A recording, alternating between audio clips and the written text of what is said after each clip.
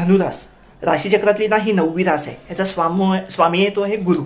गुरु म्हणजे हा ज्ञानाचा कारक आहे, शिक्षणाचा कारक आहे. हे लोक टीचर लाईनमध्ये शिक्षकी पेशामध्ये खूप पुढे आलेले दिसतात. अतिशय हुशारा, खूप साहसी असतात, महत्वाकांक्षी असतात. एखादी गोष्ट हातात घेतली की ती पूर्ण झाल्याशिवाय शांत बसणार नाहीत.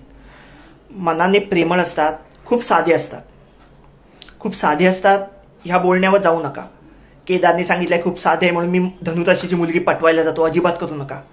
धनुराशीची मुलगी पटवायला जाणं खूप कठीण आहे. यांचं टाळकं सटकलं ना तर मग काही तुमचं खरं नसतं. सरळ एक उदाहरण घ्या. धनुराशीची मुलगी आहे, वृषभ राशीचा मुलगा आहे, दोघे रिलेशनमध्ये आहेत. वृषभ रास म्हणजे ही शुक्राची रास आहे.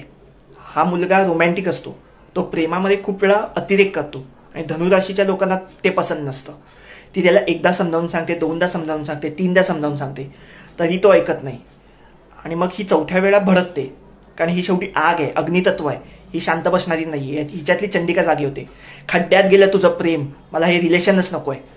जेव्हा स्वतःवर शेकतं, जेव्हा स्वतःची चुकी नसताना एखादी गोष्ट आपल्यावर येते ना, मागे पुढे न बघता हे नातं हे लोक तोडून टाकतात. अशी ही अग्नितत्वाची पण मनाने प्रेमळ अशी ही धनुरास.